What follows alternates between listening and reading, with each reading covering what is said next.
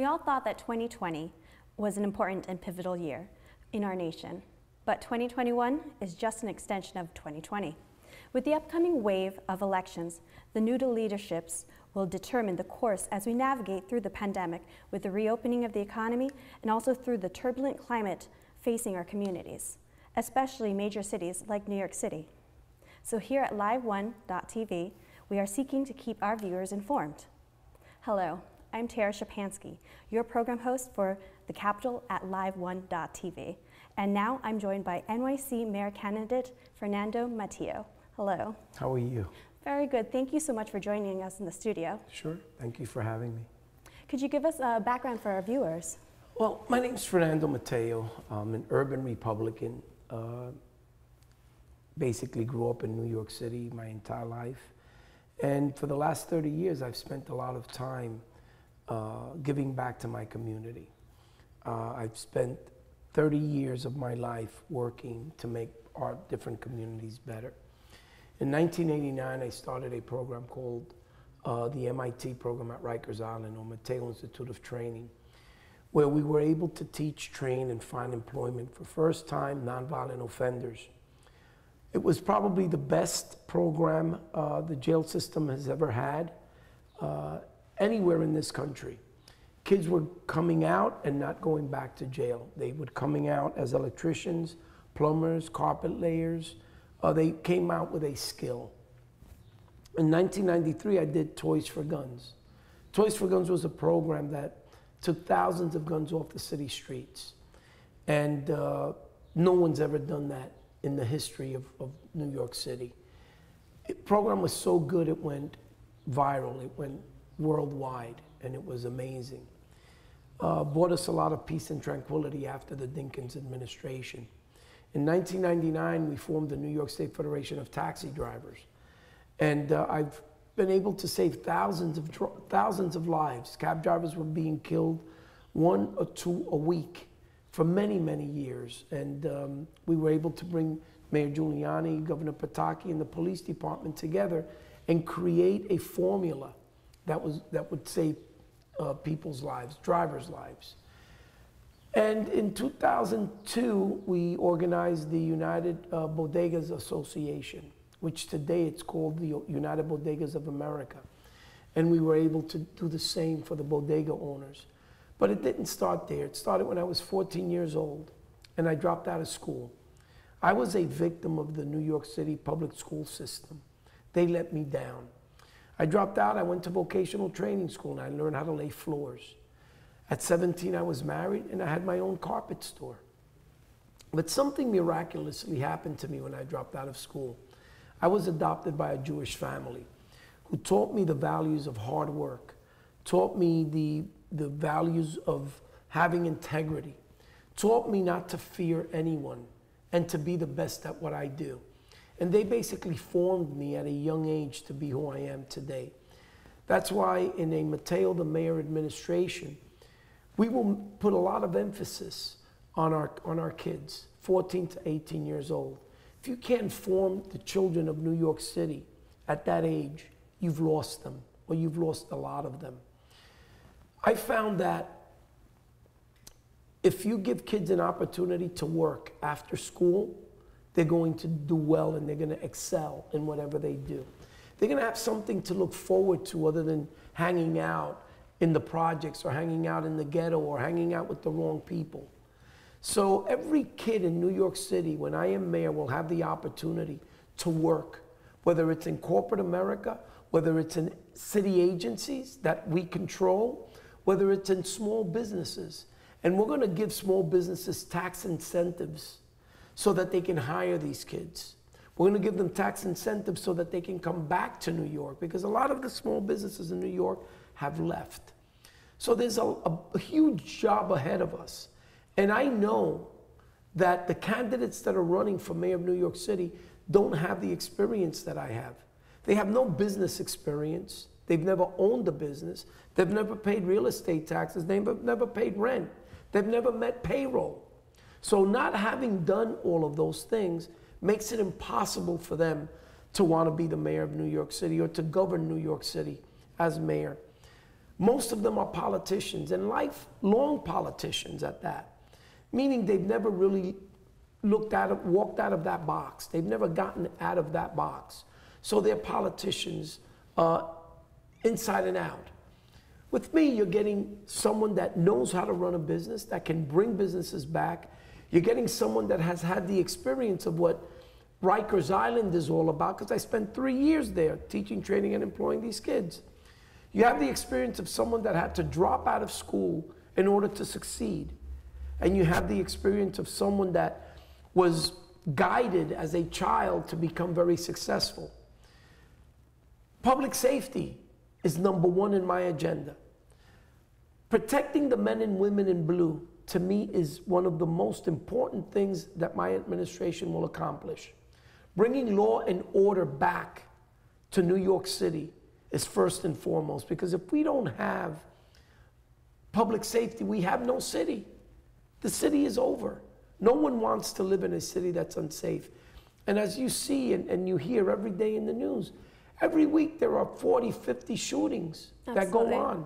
How do we curb that if we don't give the support to our men and women in blue so that they can take the city back? That's first and foremost. The economy, small businesses, and employment for youth is very important. After all of that comes the homeless situation, comes the housing situation. The city has a lot of situations that it needs to deal with, and it needs strong leadership. It needs a strong leader that can handle whatever comes up and make sure that we fix it. You certainly have a very impressive resume, and I think one of the things that sets you apart is an interesting perspective that you lend to the role is that you're the first Hispanic immigrant running for office. What unique perspective do you feel you'll bring to the role from that background? You see, being an immigrant in New York City, the needs of immigrants are very different than the needs of American citizens. We come here to this country to struggle, to work hard, to progress, and to open small businesses. If you look around the city, most small businesses are owned by immigrants. Yet we have never had an immigrant mayor. I will be the first immigrant mayor, the first immigrant Hispanic mayor. Maybe not the first immigrant mayor, because I know that there, way back when, there were immigrants from Ireland and Italy that came here and became mayor. But I will be the first immigrant Hispanic mayor in New York City, and we've already have made history. I am the first Hispanic immigrant to ever deliver 11,000 ballots to the Board of Elections.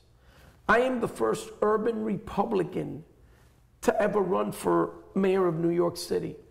And although people say that, the media says that a Republican can't win in New York, they are dead wrong. I was going to ask you about that. Like, what is the pathway to the mayor office being Republican? It's what happened with Giuliani. It's what happened with Bloomberg.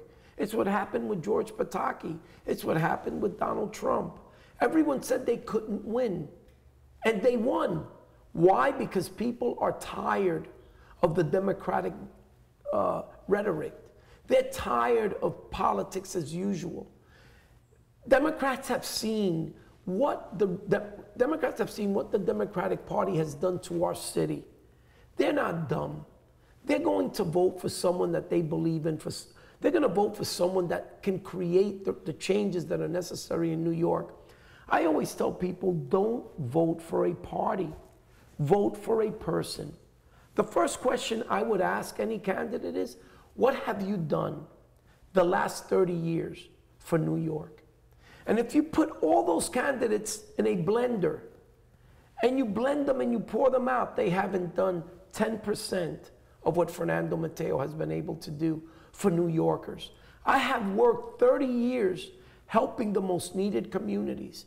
And usually that's the Democratic communities. Why? Because Democrats don't take care of their own. They talk a lot. They preach a lot. They tell you what you want to hear. They tell you that they're going to give you everything so that you can vote for them. And at the end, they give you nothing. They deliver nothing. And this is why our city's in shambles. Mayor de Blasio single-handedly destroyed the hard work that Rudy Giuliani, George Pataki, and Michael Bloomberg did in the last 20 years. I want to ask you about school choice. When you mentioned de Blasio, my first thought was, if you were to grade him, what grade would you give de Blasio? He would have been expelled from school. Let me put it to you that way. There's no grade that can suit him. He would have been expelled, suspended. He has no leadership. No one respects the guy. The governor doesn't respect the mayor of the city. That's certainly a problem. And the mayor doesn't respect the governor of the state. And they're both Democrats. If you look at the last 10 years, and you see what happened to Elliot Spitzer, what happened to Eric Schneiderman, what happened to Anthony Weiner, what happened to Sheldon Silver, what's happening to Andrew Cuomo, and what happened with Bill de Blasio, how much more of that do we want? How much more of that can we deal with? That's why I am asking people to think about who they're going to vote for, because we cannot have the same 8 years that we just had. What are some of the, for the past 30 years that you've witnessed, what are some of the alarming trends that you're witnessing? Right now, no law and order whatsoever. Crime has skyrocketed 200 to 300% higher than what it used to be. Our seniors being punched out in the street. The Asian community is under attack. The Jewish community is under attack. Everyone is under attack, and who's responsible for that? Who took away the power from our law enforcement officers so that they can't do their job? Who handcuffed them? The mayor did. I will refund our police department, not defund them. You don't play with people's lives. You don't defund a police department that protects the people of the city of New York. Listen, we have all faced abuse of power. I have faced abuse of power by certain police officers and certain city agencies. And guess what? I am not going to defund them because of what happened to me with a few bad cops. 99.9% of our police officers in our police department are good people. I will support them. I will give them everything they need to do their job and do it right. And I would bring a few thousand more cops onto the force. I will have police officers on every MTA platform throughout the city, 24/7. When you talk about recruiting police officers for NYPD, it's when you have the concepts of like the George Floyd bill being passed through, which is going to end police immunity from civil suits and open them up largely to potentially frivolous lawsuits. And I would say that the police force has largely been demoralized because we have such brazen attacks happening on civilians and police today. How are we going to recruit and get top talent for our NYPD? By letting our police officers and our police department know that they have leadership that will support them. We will seek change. We will make sure that our police officers are respected. It hurts me when I see someone spitting at a police officer, or dumping water on a police officer, or recording him and taunting a police officer, or accusing police officers of things that they haven't done. That is unacceptable. I will never tolerate that. I don't care what color you are. It doesn't matter who you are. If you do that, you will wind up in jail. And we need for our district attorneys and our judges to do their job. How is a police officer going to arrest someone that's carrying an illegal gun, and a few hours later that person's out back on the streets? How are you going to arrest someone that's carrying a knife or that has assaulted someone, hurt someone, and release him a few hours after he's been arrested? That is unacceptable. Bail reform needs to be reformed. It doesn't really apply to everyone. It applies to very few that commit very minute crimes, or misdemeanors, I should say, and can't afford a $200, $300 bail. You can make an exception. But you can't make an exception on a hardened criminal, on a guy that's got a record this long and that's carrying an illegal weapon out in the streets because he's going to shoot somebody, he's going to kill someone. You cannot free someone that just knocked out a senior in the street. Absolutely. Or attacked someone, or threw someone on the tracks. How do you release them? You know, what is this mayor thinking? What is our justice system thinking? Under my administration, that will not happen. How can we also bridge the relationship between the community and the police? We see with the brazen attacks that are going on, it's clearly the community also has a lack of trust when it comes to police. They're shouting to defund the police almost on daily protests. How are we going to bridge that between the community and the police force? That's a small group of people that don't understand the harm they are causing. By defunding the police, by being aggressive and disrespecting the police, that's why you have 50 shootings in 1 week. That's why the police doesn't want to get involved, because they don't want to lose their job. Right now, it's pitiful what's going on. I want our police officers to engage with every small business in their route. I want street patrols. I want cops on foot, getting to know the people of their community. If you came from Harlem, I want you to patrol the streets of Harlem. If you came from Astoria, I want you to patrol the streets of Astoria. Why? Because you know the people. You can engage with the people. There's a lot of things that you can do to create a bridge between the community and the police department. And I will do everything within my powers to make sure that I accomplish that. Thank you, Fernando. I want to bring your attention to also, as turning topics to the recovery right now with just this month, we're going to be ending the curfews for restaurants and businesses. Do you feel like in the past several months, the restrictions that have been placed on our local businesses have been against the freedoms and of the people? It's an overkill. Look at the states that are thriving and doing well, doing amazing during the pandemic. Look at Florida, for crying out loud. We have a governor there that is a leader, a governor that knows what he is doing, a governor that protected the people that needed to be protected initially and freed those that don't need that type of protection. Government should not be in our lives telling us what to do. Government needs to step aside. This isn't a communist country where you have a ruler and that ruler decides everything that goes on. This governor became a ruler, and this mayor became a ruler, and people are revolting against that. That's why we don't want to elect another Democrat, because they don't have the courage, they don't have the cahoots to really make decisions that could be unpopular to some people.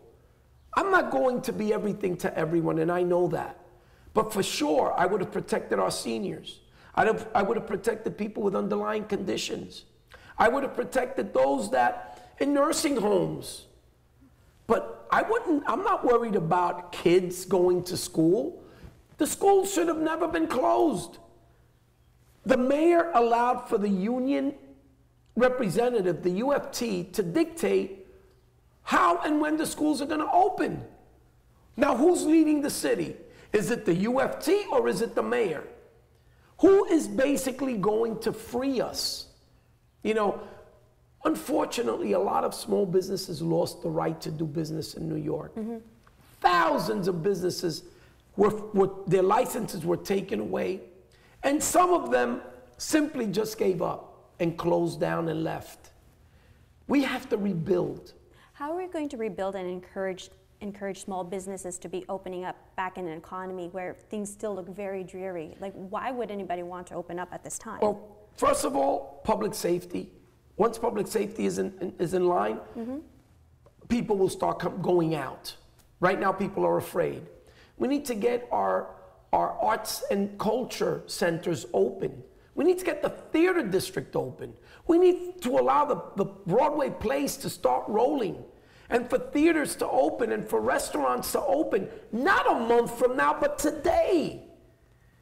Our level of coronavirus contamination or spread is at 1%. Come on, wake up. What are you waiting for?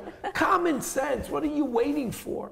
I mean, it's ridiculous. But hopefully, by the time I'm mayor, this will be behind us. Our city will be thriving, and my job is going to have to be public safety, bringing our economy back, bringing our small businesses back, and I know how to do that because that's what I do. What are your ideas for job creation?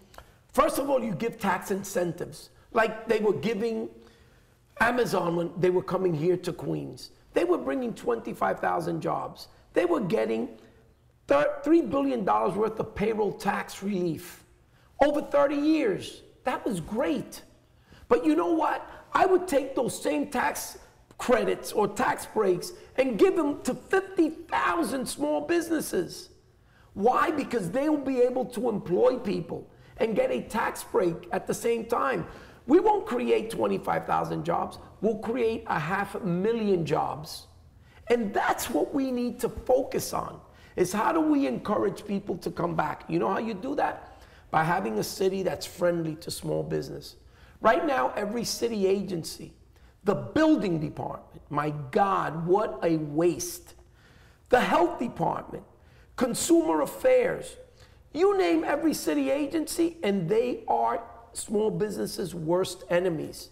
Rather than helping us open quickly by issuing temporary certificates of authority if you're just renovating a sandwich shop or a restaurant or anything that doesn't require structural engineering, you should be able to give them permits to execute the renovation and get it done. You should allow contractors to self-certify their work so that they can pass and that business can get open.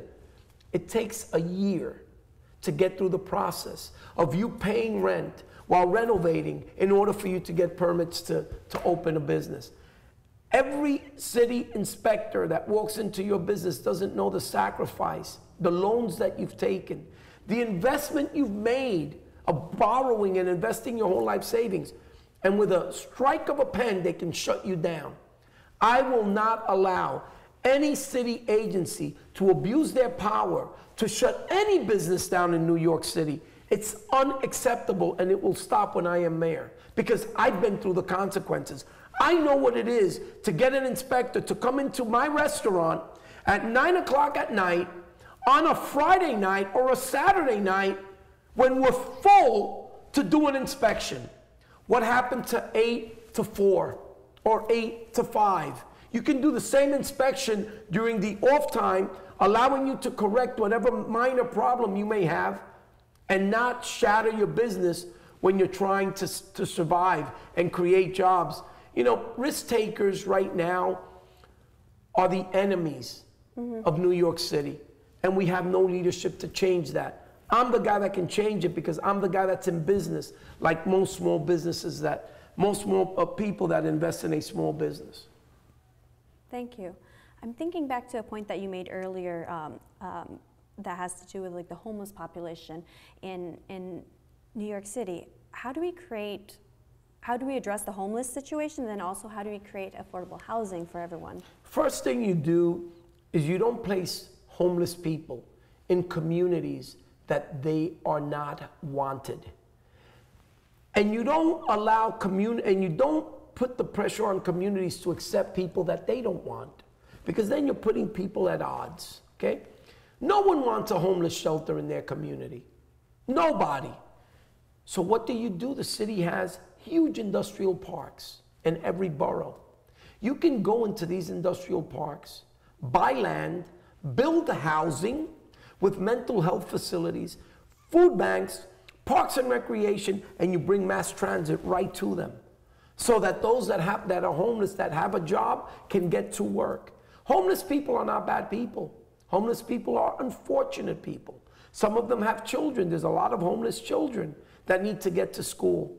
We need to provide common sense solutions to big problems. And right now, all we know is that de Blasio's wife got $1 billion, and no one knows what happened to that $1 billion.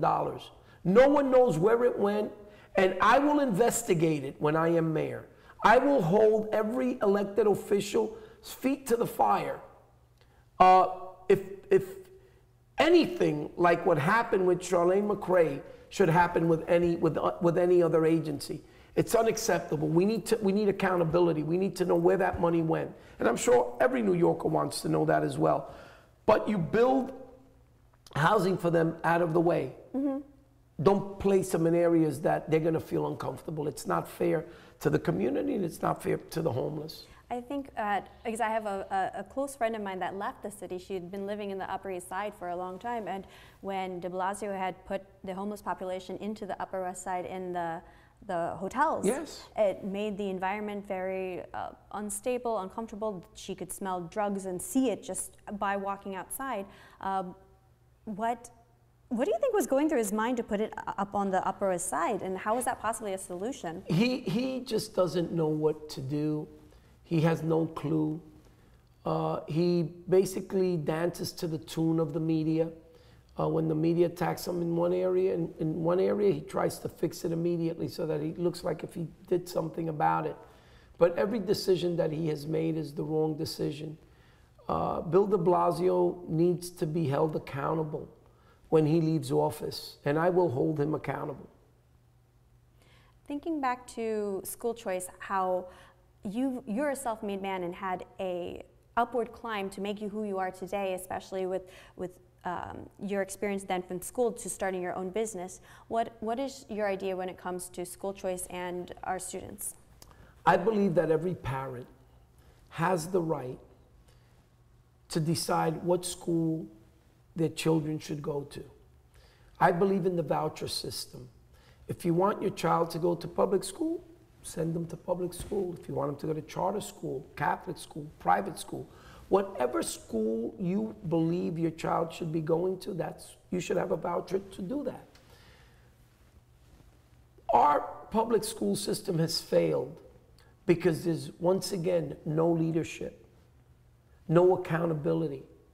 The city has given up on the public school system, and it's a very clear, the city has sent a very clear message that they don't have this under control.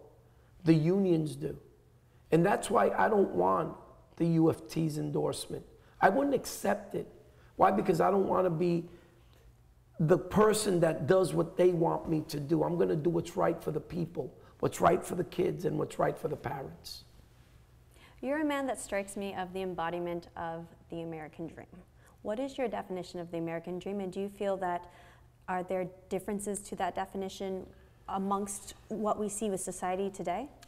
The American dream could be numerous things. It could be personal success. And most people refer to as the American dream as personal success. Well, I've got to tell you that I've been very successful in my life. And I've achieved what you would want to call the personal American dream. But I am far from achieving the American dream in that I want to see everyone in New York City, with the city that I love and the city that I know, succeed along with me. So the American dream is when you can see your environment, your communities succeeding with you. Succeeding alone could be very lonely. It's like having a yacht and being the only passenger and having no friends to join you. So I consider the American dream a work in progress, something that I will achieve down the road. Thank you.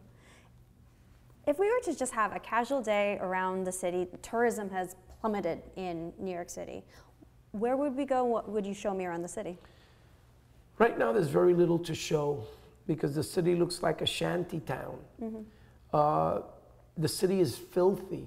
It's dirty. It's got graffiti everywhere. We went back 20, 30 years. New York City has a rat infestation like no other city. We have 40 million rats in New York, 8 for every human being. Why can't we take care of that problem? You go to a park, you can get robbed, you can get assaulted. Mm-hmm.